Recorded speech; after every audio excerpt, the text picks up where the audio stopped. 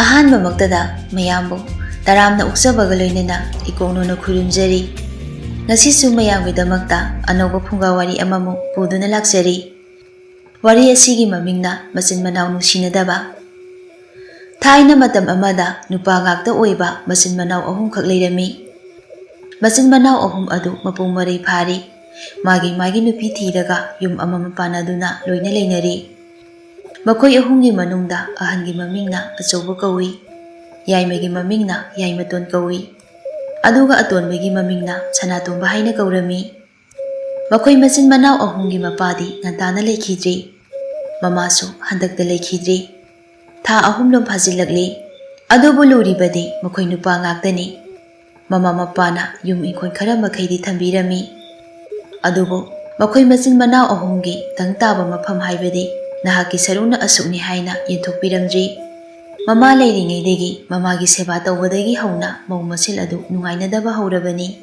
ꯃꯈꯣꯏ ꯅꯨꯄꯤꯗꯤ ꯇꯣꯉꯥꯟ ꯇꯣꯉꯥꯟꯕ ꯂꯝꯗꯒꯤ ꯇꯣꯉꯥꯟ ꯇꯣꯉꯥꯟꯕ ꯁꯥꯒꯩꯗꯒꯤ ꯂꯥꯛꯑꯒ ꯃꯐꯝ ꯑꯁꯤꯗ ꯄꯨꯂꯞ ꯄꯨꯟꯕꯅꯤ꯫ ꯍꯦꯟꯅ ꯂꯥꯏꯕꯛ ꯊꯤꯕꯅ ꯃꯈꯣꯏ ꯑꯍꯨꯝꯃꯛ ꯑꯃꯅ ꯍꯦꯟꯗꯦ ꯑꯃꯅ ꯇꯥꯗꯦ, ꯍꯦꯟꯖꯤꯟꯅꯕ ꯌꯥꯗꯕ ꯃꯧ ꯉꯥꯛꯇꯅꯤ꯫ ꯑꯗꯨꯅ ꯆꯤꯟꯕꯥꯟꯗꯗꯤ ꯍꯥꯏꯅꯗ ꯊꯃꯣꯏꯗ ꯃꯔꯧ ꯊꯝꯅꯔꯒ ꯂꯣꯏꯅ ꯂꯩꯅꯔꯤꯕ ꯉꯥꯛꯇꯅꯤ꯫ ꯃꯃꯥ ꯂꯩꯈꯤꯗꯕꯒꯤ ꯃꯊꯧ ꯃꯉꯝ ꯂꯣꯏꯈꯤꯕꯗꯒꯤ ꯍꯧꯔꯦ ꯑꯃꯨꯛꯀ ꯍꯦꯟꯅ ꯌꯥꯅꯗꯕꯁꯨ꯫ ꯌꯨꯝꯗꯤ ꯑꯃꯈꯛꯇꯅꯤ, ꯌꯥꯝꯅ ꯆꯥꯎꯕ ꯌꯨꯝꯅꯤ꯫ ꯑꯗꯨꯕꯨ ꯌꯨꯝ ꯑꯁꯤꯗꯅꯤ ꯆꯥꯛꯈꯨꯝ 3 ꯊꯣꯛꯅ ꯈꯥꯏꯗꯣꯛꯂꯒ ꯍꯧꯖꯤꯛ ꯐꯥꯎꯕꯒꯤ ꯑꯣꯏꯅ ꯂꯩꯔꯤꯕꯁꯤ꯫ ꯑꯆꯧꯕꯒꯤ ꯅꯨꯄꯤ ꯃꯧ ꯑꯍꯜ ꯆꯥꯛꯈꯨꯝꯗ ꯆꯥꯛ ꯊꯣꯡꯗꯨꯅ ꯂꯩꯔꯤ꯫ ꯃꯥꯅ ꯌꯦꯟꯁꯥꯡ ꯀꯟꯅ ꯁꯦꯝꯂꯤꯉꯩ ꯃꯧ ꯌꯥꯏꯃꯒꯤ ꯆꯥꯛꯈꯨꯝꯗꯒꯤ ꯀꯣꯜ ꯃꯈꯣꯟ ꯌꯥꯝꯅ ꯊꯣꯛꯄ ꯑꯃ ꯇꯥꯔꯛꯏ꯫ ꯀꯣꯜ ꯃꯈꯣꯟꯁꯤꯡ ꯑꯗꯨꯒꯤ ꯃꯔꯛꯇ ꯃꯧ ꯌꯥꯏꯃꯅ ꯏꯁꯧ ꯀꯟꯅ ꯂꯥꯡꯕ ꯑꯗꯨ ꯇꯥꯔꯤ꯫ "ꯀꯩꯅꯣ ꯈꯪꯗꯦ, ꯆꯥꯛꯈꯨꯝꯅꯤ ꯍꯥꯏꯗꯅꯅꯦ ꯇꯧꯔꯤꯕ ꯑꯁꯤꯁꯨ ꯒ꯭ꯌꯥꯟ ꯃꯦꯟꯒꯅꯦ ꯇꯥꯕꯖꯥꯠ ꯅꯠꯇꯦ꯫ ꯆꯝꯐꯨꯠ ꯐꯨꯠꯀꯦ ꯍꯥꯏꯗꯅꯅꯦ ꯇꯧꯕꯕꯨ ꯀꯣꯟ ꯃꯆꯥ ꯃꯔꯛꯀꯅꯦ ꯑꯃꯠꯇ ꯎꯒꯦ ꯐꯪꯗꯦ ꯇꯧꯔꯤꯁꯦ꯫ ꯀꯗꯥꯏꯗꯅꯦ ꯆꯠꯈ꯭ꯔꯕꯅꯣ ꯈꯪꯗꯦ"꯫ ꯑꯁꯤ ꯍꯥꯏꯅ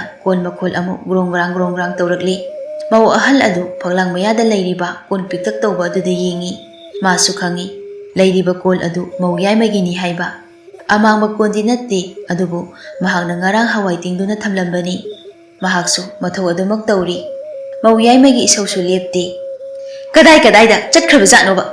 ꯀꯣꯟꯁꯤꯁꯨꯅꯦ ꯃꯤꯒꯤ ꯏꯃꯨꯡꯗꯒꯤ ꯄꯨꯈ꯭ꯔꯒ ꯊꯤꯜꯂꯛꯀꯅꯤ ꯍꯥꯏꯕꯁꯦ ꯁꯨꯛꯈꯪ ꯈꯪꯗꯕꯅꯤ꯫ ꯃꯤꯅꯅꯦ ꯀꯔꯤꯗ ꯁꯤꯖꯤꯟꯅꯒꯅꯤ ꯍꯥꯏꯕꯁꯦ ꯑꯃꯠꯇꯅꯦ ꯋꯥꯈꯜ ꯇꯥꯕꯖꯥꯠ ꯅꯠꯇꯦꯅꯦ꯫ ꯃꯧ ꯑꯍꯜ ꯑꯗꯨ ꯋꯥꯍꯩ ꯑꯗꯨꯗꯒꯤ ꯍꯧꯈ꯭ꯔꯦ ꯊꯖꯤꯟ ꯁꯥꯎꯒꯠꯄ, ꯑꯗꯨꯕꯨ ꯋꯥ ꯑꯃꯠꯇ ꯉꯥꯡꯗꯦ꯫ ꯃꯥꯅ ꯇꯧꯔꯤꯕ ꯊꯕꯛ ꯑꯗꯨ ꯑꯗꯨꯃꯛ ꯇꯧꯗꯨꯅ ꯂꯩ꯫ ꯃꯧ ꯌꯥꯏꯃꯁꯨ ꯏꯁꯧ ꯇꯧꯔꯝꯕꯗꯒꯤ ꯃꯆꯥꯅꯨꯄꯥ ꯑꯗꯨꯕꯨ ꯂꯥꯛꯇꯅ ꯀꯧꯈꯤ꯫ "ꯅꯥꯎꯕ! ꯑꯍꯩ ꯅꯥꯎꯕ! ꯅꯥꯎꯕ! ꯀꯗꯥꯏꯗ ꯑꯃꯨꯛ ꯆꯠꯈ꯭ꯔꯕꯖꯥꯠꯅꯣꯅꯦ ꯃꯁꯤꯒꯤ ꯑꯉꯥꯡꯁꯤꯕꯣ? ꯍꯦ ꯅꯥꯎꯕ!"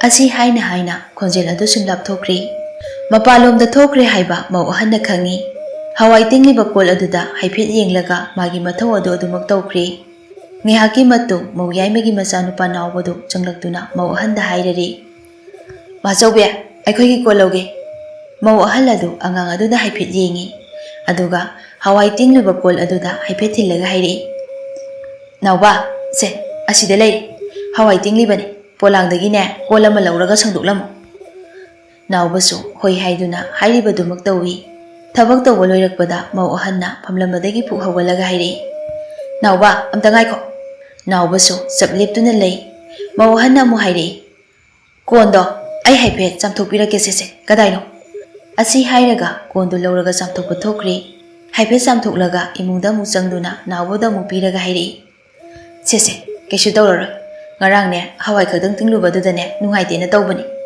ꯅꯥꯎꯕꯁꯨ ꯀꯣꯟꯗꯨ ꯂꯧꯔꯒ ꯆꯠꯈ꯭ꯔꯦ꯫ ꯃꯧ ꯑꯍꯜꯗꯨ ꯑꯃꯨꯛ ꯍꯟꯖꯤꯜꯂꯛꯇꯨꯅ ꯃꯥꯒꯤ ꯌꯦꯟꯁꯥꯡ ꯁꯦꯝꯐꯝ ꯊꯣꯛꯄ ꯑꯗꯨ ꯑꯃꯨꯛ ꯁꯦꯝꯈ꯭ꯔꯦ꯫ ꯅꯥꯎꯕꯗꯨ ꯆꯥꯛꯈꯨꯝ ꯌꯧꯔꯗꯨꯅ ꯃꯃꯥꯗ ꯍꯥꯏ꯫ "ꯏꯃꯥ, ꯁꯤꯗ ꯊꯝꯃꯒꯦ"꯫ ꯑꯉꯥꯡ ꯑꯗꯨꯅ ꯑꯗꯨ ꯍꯥꯏꯕꯗ ꯉꯥꯏꯔꯤ꯫ ꯃꯧ ꯌꯥꯏꯃꯅ ꯍꯥꯏꯕ ꯑꯗꯨ ꯃꯧ ꯑꯍꯟꯅ ꯑꯃꯨꯛ ꯇꯥꯔꯦ꯫ "ꯉꯥꯏꯈꯣ ꯅꯥꯎꯕ, ꯀꯣꯟꯗꯣ ꯌꯥꯝꯅ ꯊꯨꯅ ꯐꯦꯡꯗꯣꯛꯂꯣ꯫ ꯃꯤꯅ ꯀꯔꯤ ꯇꯧꯔꯤꯁꯨ ꯈꯪꯗꯦ, ꯑꯃ ꯇꯧꯔꯤꯁꯨ ꯈꯪꯗꯦ, ꯃꯤꯅ ꯍꯥꯏꯔꯒꯅꯦ ꯄꯪꯊꯥꯗ ꯊꯥꯖꯒꯅꯨ꯫ ꯐꯅ ꯑꯣꯏꯔꯁꯨꯅꯦ ꯁꯤꯖꯤꯟꯅꯔꯨꯕ ꯀꯣꯜ ꯍꯥꯏꯕꯁꯤꯗꯤꯅꯦ ꯐꯦꯡꯗꯣꯛ ꯆꯥꯝꯊꯣꯛꯂꯒ ꯁꯤꯖꯤꯟꯅꯗꯧꯅꯤ꯫ ꯑꯩꯈꯣꯏꯕꯨ ꯂꯨꯈꯥꯛ ꯆꯈꯥꯛ ꯃꯦꯟ ꯃꯥꯟ ꯇꯥꯗꯕ ꯏꯃꯨꯡꯒꯤ ꯃꯤꯗꯧꯅꯅꯦ ꯀꯣꯜ ꯂꯤꯛꯁꯦ ꯍꯦꯛꯇꯅꯦ ꯄꯛꯁꯤꯗ ꯁꯤꯖꯤꯟꯅꯒꯗꯕ ꯅꯠꯇꯦ"꯫ ꯅꯥꯎꯕꯗꯨ ꯃꯃꯥꯒꯤ ꯏꯁꯧ ꯑꯗꯨꯗ ꯃꯈꯥ ꯇꯥꯅ ꯈꯨꯝꯂꯛꯇ꯭ꯔꯦ꯫ ꯀꯣꯜ ꯑꯗꯨ ꯄꯨꯔꯒ ꯃꯅꯤꯡꯂꯣꯝꯗ ꯊꯣꯛꯈ꯭ꯔꯦ꯫ ꯉꯁꯥꯏ ꯃꯈꯩ ꯍꯥꯏꯔꯤꯕ ꯑꯗꯨ ꯃꯧ ꯑꯍꯜꯁꯨ ꯇꯥꯏ꯫ ꯃꯥꯅ ꯅꯥꯎꯕꯗ ꯍꯥꯏꯕ ꯑꯗꯨ ꯃꯧ ꯌꯥꯏꯃꯅ ꯁꯣꯏꯗꯅ ꯇꯥꯔꯝꯂꯒꯅꯤ꯫ ꯊꯧꯗꯣꯛ ꯑꯁꯤꯗꯒꯤ ꯍꯧꯔꯦ ꯄꯨꯛꯅꯨꯡꯗ ꯅꯨꯡꯉꯥꯏꯅꯗꯕꯗꯒꯤ ꯃꯄꯥꯟ ꯊꯣꯛꯅ ꯍꯔꯥꯎ ꯀꯧꯅꯧ ꯉꯧꯅꯧ ꯍꯥꯏꯕ ꯌꯥꯗ꯭ꯔꯤꯕ ꯑꯁꯤ꯫ ꯊꯧꯗꯣꯛ ꯑꯗꯨ ꯃꯥꯒꯤ ꯅꯨꯄꯥꯗꯗꯤ ꯇꯝꯗ꯭ꯔꯤ꯫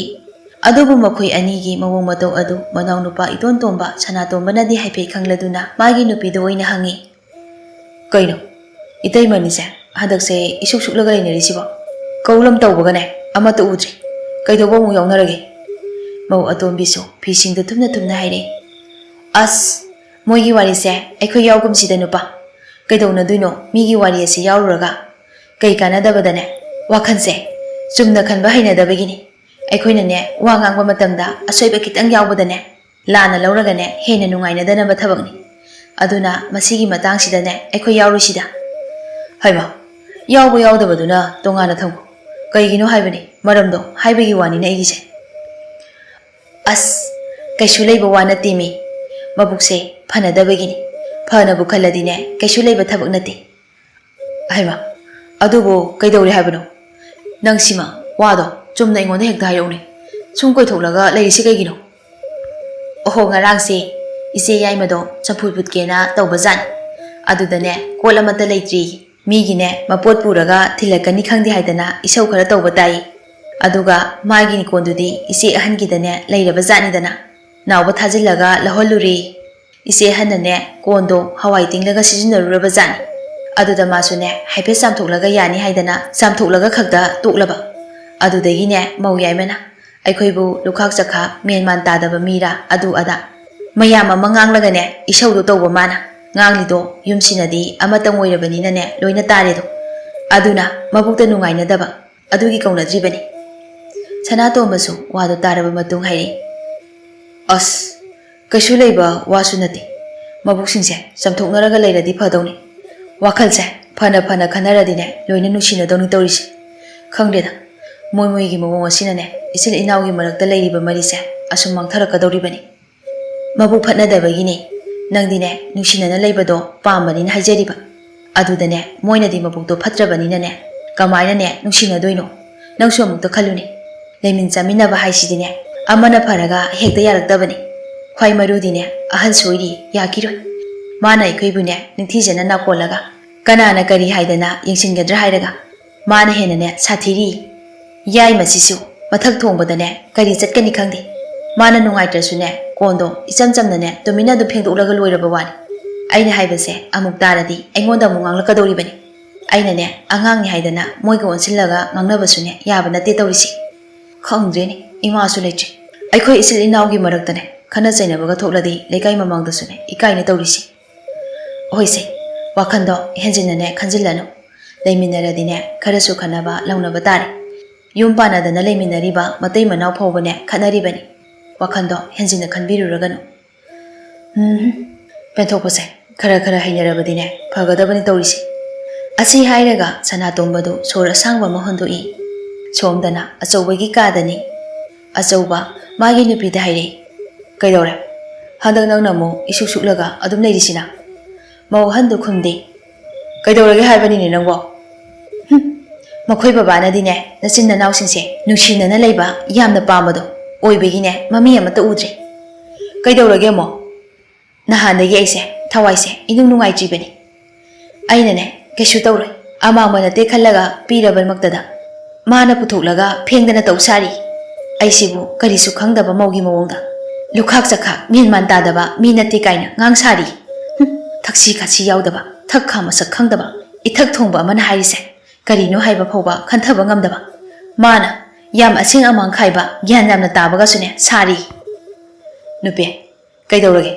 ꯋꯥꯔꯤꯁꯦ ꯑꯩꯉꯣꯟꯗ ꯐꯖꯅ ꯁꯦꯡꯅ ꯑꯃꯨꯛꯇ ꯍꯥꯏꯌꯨꯁꯦ꯫ ꯑꯍꯣ, ꯉꯔꯥꯡꯗꯣ ꯀꯣꯜ ꯂꯩꯇꯦ ꯍꯥꯏꯗꯅ ꯏꯁꯧ ꯂꯥꯡꯉꯤ꯫ ꯃꯥꯒꯤ ꯀꯣꯜ ꯑꯃꯅꯦ ꯑꯩꯈꯣꯏꯗ ꯂꯩ꯫ ꯑꯩꯁꯨ ꯃꯥꯒꯤ ꯀꯣꯟꯗꯨꯗꯅꯦ ꯍꯋꯥꯏ ꯍꯦꯛ ꯇꯤꯡꯂꯒꯅꯦ ꯊꯝꯂꯨꯔꯦ꯫ ꯃꯆꯥꯅꯨꯄꯥꯗꯣ ꯊꯥꯔꯛꯂꯒ ꯀꯣꯟꯗꯣ ꯂꯧꯍꯜꯂꯔꯦ꯫ ꯑꯩꯅꯅꯦ ꯍꯋꯥꯏ ꯈꯛꯇ ꯇꯤꯡꯕꯅꯤ ꯍꯥꯏꯗꯅꯅꯦ ꯍꯥꯏꯐꯦꯠ ꯆꯥꯝꯊꯣꯛꯂꯒ ꯌꯥꯅꯤ ꯍꯥꯏꯗꯅ ꯆꯥꯝꯊꯣꯛꯂꯒ ꯄꯤꯔꯨꯔꯦ꯫ ꯑꯗꯨꯒꯗꯤ ꯁꯩꯗꯩꯁꯤꯗ ꯂꯨꯈꯥꯛ ꯆꯈꯥꯛ ꯑꯃꯥꯡ ꯑꯁꯦꯡ ꯀꯥꯏꯅ ꯇꯧꯁꯤꯟꯅꯗꯅ ꯑꯩꯅꯅꯦ ꯈꯪꯅ ꯄꯤꯈ꯭ꯔꯕ ꯄꯣꯠꯇꯨꯗ ꯃꯥꯅ ꯑꯃꯨꯛ ꯍꯩꯄꯥ ꯁꯥꯖꯤꯜꯂꯗꯅ ꯃꯥꯅ ꯅꯨꯡꯉꯥꯏꯇ꯭ꯔꯁꯨ ꯀꯣꯟꯗꯣ ꯐꯦꯡꯗꯣꯛꯂꯒ ꯂꯣꯏꯔꯦ꯫ ꯃꯁꯤꯗꯅꯦ ꯌꯥ ꯂꯥꯎꯔꯤꯗꯣ ꯑꯩꯉꯣꯟꯗ ꯀꯩꯅꯣꯝꯃ ꯈꯟꯕꯒꯤ ꯅꯠꯇ꯭ꯔꯣ? ꯃꯆꯦ ꯑꯃꯅꯤ ꯍꯥꯏꯅ ꯈꯜꯂꯗꯤ ꯃꯥ ꯈꯖꯤꯛꯇ ꯑꯣꯏꯔꯁꯨ ꯌꯦꯡꯐꯝ ꯊꯣꯛꯏꯅ꯫ ꯏꯆꯦꯁꯦ ꯅꯨꯡꯉꯥꯏꯔꯔꯣই ꯍꯥꯏꯗꯅ ꯋꯥꯈꯜ ꯑꯃꯠꯇꯁꯨ ꯈꯟꯐꯝ ꯊꯣꯛꯏ꯫ ꯀꯩꯁꯨ ꯅꯠꯇꯕ ꯃꯥꯅꯁꯨ ꯁꯤꯌꯥ ꯊꯛ ꯈꯥ ꯃꯁꯛ ꯈꯪꯗꯕ ꯃꯥꯅꯅꯦ ꯑꯃꯥꯡ ꯑꯁꯦꯡ ꯀꯥꯏꯅꯒ ꯇꯧꯁꯤꯜꯂꯛꯇꯅ ꯇꯧ ꯁꯥꯔꯤꯌꯦ꯫ ꯍꯣꯏꯁꯦ, ꯌꯥꯔꯁꯦ, ꯁꯥꯎꯔꯅꯨꯁꯦ꯫ Manane angangni nangna khara hallo. Mana angangni haidana ne. Aina halladi ne. Nomadi soidana ne. Se ithaksida ne kaga dawribani khanglabra. Mana angang oiradi ne. Masi aingonda ne. Muktanaga tawrise kaigino. Manga hana aingonda korokpa kaidoge. Michina ne hanna phobu yengdabida muklaga leise. Aise mathak thongba amani haidana khanbagiro ha. Hoini nangbu yare wani. To taradi ne amuke hena nungairoi.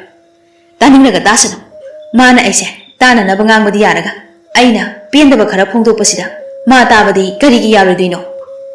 Mau ahan su ngangli. Mana ngangliba mayam adu somdasu mau yaimasu mayek sengna tari. Madi hanadagi kharaga nungaidabaga hairiba wahai khuhaiduda hena isau kakri makhoigi kada changlai. Phamduna leiriba magi nupagi phamungduga mayongnana thariba phamung aduda ngek hekta phammi mikup phadi masu ngangba hori. Nangdine mina ngangliba imungsida tawriba mayamse kemta khanglui. Yaima tondu magi nupina sauraga laglakpa aduda yenglang hairei. Amu kaidoba yaurge nangna amu yamna sauraga laibasina. Ngasai makai nangi na tema sinane magi nupa mora chuba sidane ngangiba mayamase nangdine kemta taramoine. He kaino ne ta chou taraga nungairo kari hairino aisune tababudi haife taba aduda kari hairino haibadudine loksinthong khangdaba khangmoye nangdi migidine mawa asina kadaida kari wali haidana yengsile aikhoigidi ipang hekpangadana purane sadaro lamadani nangna leirisi nangna ne nabu pharini haidana chumjingnane leire somdana mui miyamgi apambase innabu hotnabadane chakhumse menman amata taje kaidaurage wani nupi nangbo nangna nathanda pangsauda sawi kaino haibadudi sungai haidi nahanse champut phutke haidana kol amata leitrena ne ise khoida aigi kol ama leibado urambaduda nawba thabani amta lawruchu haidana adudagi noigi natai masisune angang thari haidana yarane na tawrapani moigi ne chana na bahawai tingluba kol adubune phengdabida chamdang chamthulaga pirakpa aisune khoidose sauningdana ne magi mamangduda ne nawbada ne phenganbani aina haidi chakhumse pharasu phatrasu phana makha thaba oirasu nupa ama palibani moina sijinaruba kondo haife phengdolaga chamthulaga pirakudana mawa asina mora churabani ne ama aseng khangdabagi ne chanabido mapan tholakpa aduda aigi chakhumdadi yadredo karigumba ama sijinaruba kondudine phengdokpa chamthokpa hongnayi ado kaidorage haba haujikna itaimana kai hainoba aise magi mamangda kon phengdoklubagi thakha naidi adudadine aisu saurabani na kaudre adusu aingondane pulap hekta tasili mana mabu phaba mabuktane kaisu khandaba oiradi mana hanane sisa haidana haifam thoina mana hani aikhoina phana saurasu mana kadaida kari haidana yengsifam thoina adudi nati mana ne mabu asida chinchanglaga lei makha thaba manaw singsidane kari li chatkani haiba phoba khangdri aduga aingondaga iran pumba sijilaga mawa mora chuba sidane pauloina tamiba nangbodu hainu wani adu amu tanaradi imungse khana jainaba soidana thoklani tandro nangbo kaino tandro haide nangna ne ingna singna leiba pamise napona saidine amata leisilaktre mina ne amamu lokhi chakhumdine puang hangi hoise par tumina leiro nangna ngangni nangna hana kawrina kaidobai kawdoino yaima ton tamna muka haire yengoi nang gyan tawko ima laikidaba sukuidri imungse mahi langbodo ai pamde nangna ne mahi langba pamde haidana aisune phana yamnadi phathanaba hotnabani adubu aina phathabagi ne pankhei loikre haujik magtada ne tawriba sisune kaisu leitaba wafamni mana ne pentholaga yaba pot asidane aingonda muklaga leirisi nupa nangna imungse mahi langba pamde leikai mamangdane phajade haidana ne chum leisandana ngasidine sigi pibamse yauraduna mina igi ithakse karai as leiminaradine kharasu saunaba kharasu khanaba tabani ni nangbo ahanba ma yaudabadi leiminaribase kamaina nusinana leiminaba yadorigi nangbo hoi chummi leiminaradine kharasu khanaba tabani kharasu chainaba tabani nomata oirasune yaurakani ado aikhoidi nungaina daba khudingine aina sum halaga leiradi mina ithakarakpa haibase masana dum tabani aduna handaki matang asidine aingondane ahenba wa mata hairakanu hairisini ko aidi asi hairamlaga mau yaimadu phu hawalaga chatkri yaima tonsu karisu haidana leihori asumna matam khara hawkri mau masengi marakta yanadaba mayam adudi magi nupada pautammi Nupasing asisu tariba pau amadi uriba mayam aduna macin manaugi marakta nungainadaba haurakli. Macin manausing adudi nongmata phamlaga kanana kari wali kanana kamai tauri haina singdoknabagi matamdi leite. Maram asina magi nupina hairiba wa aduna hena lumna asum laurakli. Lamgi matangdasu amana amada nungainadaba haurakli. Amagi lamda amana hek suchilurabasu aigidi asini haiduna tangtaba mafam leitabana nganglurabasu nungaitaba mabukta maruk thamnaba mabukta nungaitrabanina nungaitaba aduna maram oiraga amana tawthorakpa thabak thoramda amana amu penadaba leinaduna mayamsing asina macin manausing adu tasengna kauna ngangnaba phawba inthi nungaina kaunadri khawtak chanari nomagi numit amadani yum adugi nupa ahumak ngasidi thabak chatte achauba amadi sanatombadi yumda leiri aduga yaimatondi yumda leiti numit chapnu khalakpa matam adudani yaimadu yu tap taba makai ngauraga makhong adu phawba chumna lepa ngamdaba makai hairi changlai asum changlaklaga mangon machi aduda phamthai aduga machinda soli aise hanadine kaya yamna fana khaluribano isil nauni haidana kaya yamna aina nusikhiba nupina ne phana yamna haira phawba aina mabune phatharaga imung mahi langani lekai mamangda phajade haidana kaya yamna phathakiba adubu hawjikdine mi masak loina khang amasu inauni haidana hanna phawba yengdi magi nupina haibado adum illaga le amasu iyambani haidana nomatane inthi nungaina kaudi kau nganglasu ne dandi gi mawongda kaudaba yadabagi mawongda kau khang chap chabi ama ngangna doini ngasidi aine moiga chap chabi ama ngangna doini ngasidi asi hairaga mamai adu imunglomda onsilai thong changbagi oi thangba lomda thekliba mama mapagi mami aduda amuk yengi aduga amu haiba haurai ma baba nachawu warobino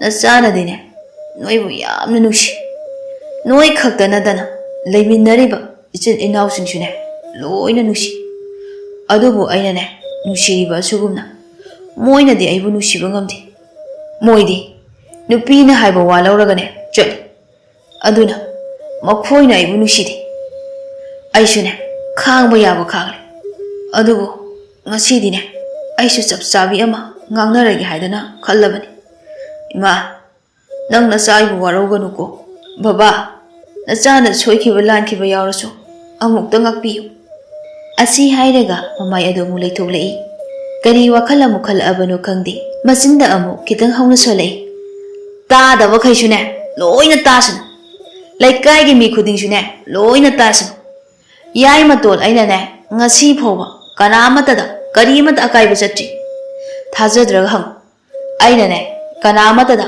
akaiba chatri lansu lalaktri langi haina su khandi aide yamna jamna hingba pamba mini kanamata da ne karisu haidabi yamna jamna hingba pamba tanza aduda yaimatungi nupi du tholaktuna magi nupada ngangba hore karino khara thaksin jasilaaga swaisida ne tawriba sibo lekai gi ne mising asina mathong hukte da na haina khinaba thabak tawriba sibu karigino che aikhoi gi ne asoiba yengnaga leiba aikhoi gi ne asoiba ngairaga ne ngangdui gi ne mayamse uredana maya ka thulaga ne lei haiba nangna kawse karigino haibani ha yaimatonso ngauri phaidi hairi hey nupe ai ngasidine thamoise puba ngamdi aibune mamangdane nomato sumna tawkhibro ha adubu mi haise ahongba nai mi mana ne ahongba nairakpagini ngasi aina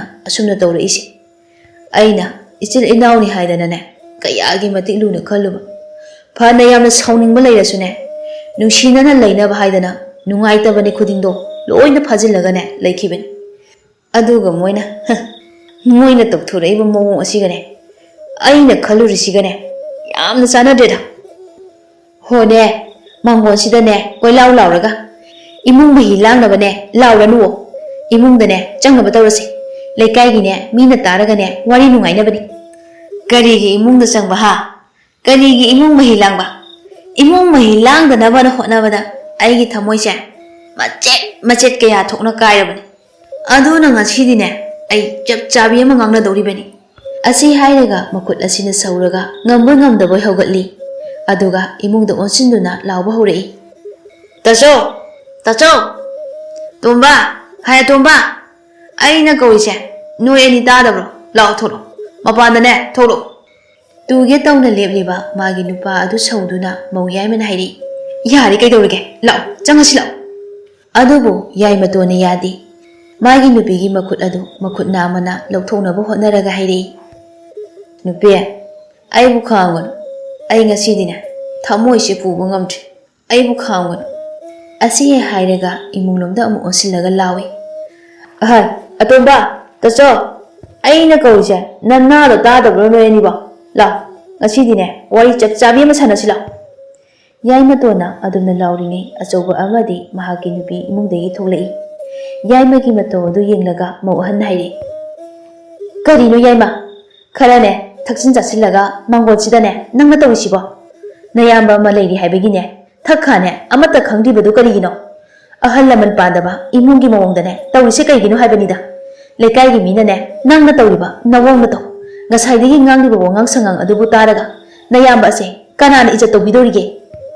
Yaimana, Matamagi wa Adumara Talaga Hide. Itema Nasidi, Nupi Yaviran. Is it in our winner? Wa aruba amadana khanajagi mau ahaldu yaimada kudomi du haipetillaga is taw sari simun he asi yemun he nupi yawi adu kainaga mana hairiba wa adu tadi yaima imununda mu osillaga lauki ha atomba nang ngasai makhaine aina mapanda thoklo haise kanadano ba nang mi yam usidabro ha atomba su imungdagi ngangang thoklei Kari to ya, Mango Sida, Kulau Ribubo. Lekai Sigi Mamangdane, Ikai, the Yainane, Ikai Bakandaso, I could Ikai power. Mana Hai du Dadi, Yaima, Magi Topangang the Nairi. Nasai Make, Aina go to Canada. Nana Yamakan make you ha. Nana Kalibudo, Nasi what I bro. Mo Atumbiso, Makokasi Kumlaga, Magi Nupagi Manak the lady. Nasai Make, Yaimagi Momoto Yanglamba, a Choban Hairi. Yaima, Kaino, Nana Pamise. I could me absent, Nana cook to ise, Kaino ha. I hage. That's all, Nana hage. Nasise, Karataxil a guidanane. That's all, Sawino. Nasidine, Nana get Tamoise, Buvangamdi. A soak queen a pickling idegi. Is it enough talk to come a matter the Samina Raga. Nasina, Nangi Nupina Haibawa, Loina Loraga. It's still enough. Nichinu Wana Kubidaba. Magiwa do Marak Talaga, Mohana Mohidi. Kaino Yama, Nangi Nupina Haibawa, in Bagadi, ha! Nanghana Sindoni Bua, Nangi Nupi Asina, Azumbani Kandi, Arabani Kandi, Pangtamdane, Tamsilaga, Nanga Tazagri. I couldn't, Nanga do mine Haido, Nanga do Sikaino Haidane, Wakando, Hana Mutakantako. Matay Magiwa adu, among Marak Patalaga, Yamato Nahidi.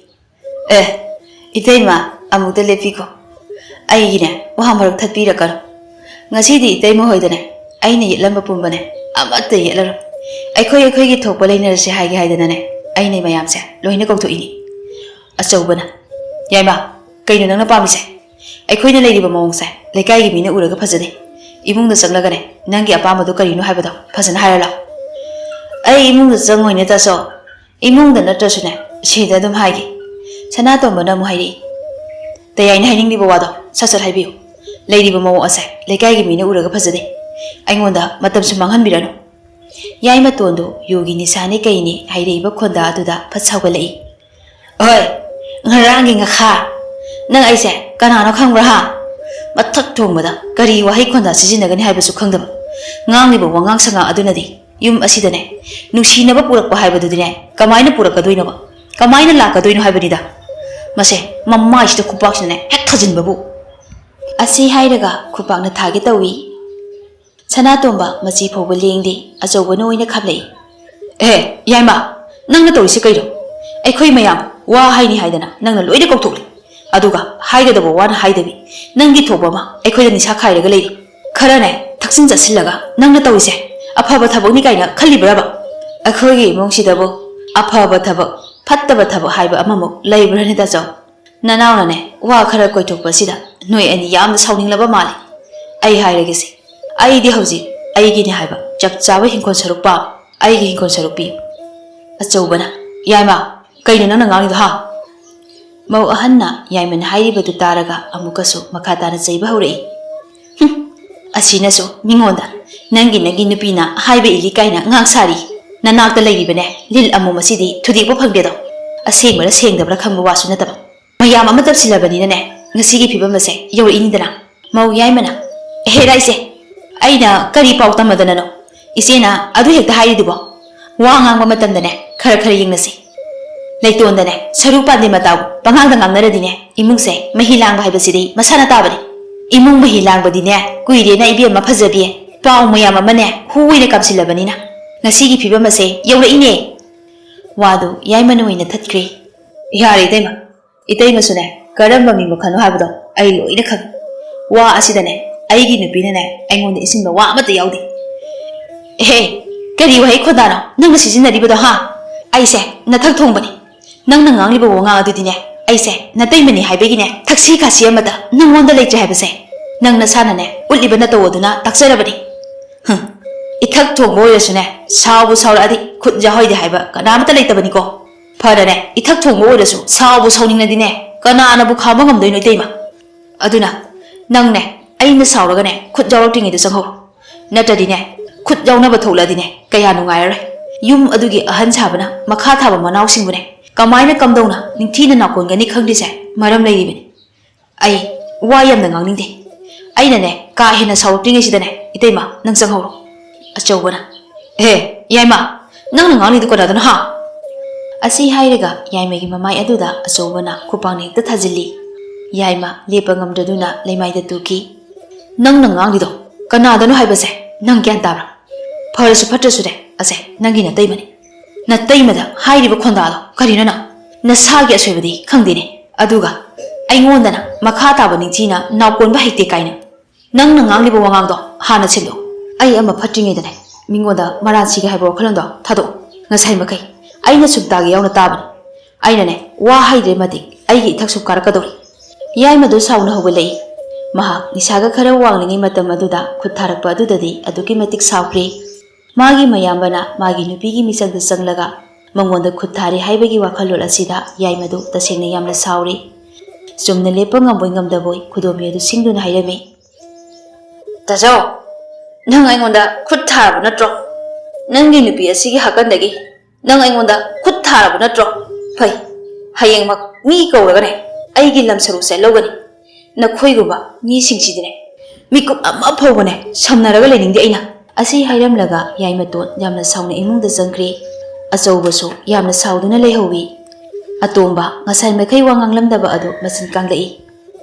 Tajao aisu tayaina hariba wasina pharani khali. Magi ne tang taba ama khanglaga magi na kaisingna lekibdo aduna phari. Asi hairamlaga atomba amadi mahagi nupi jangkri.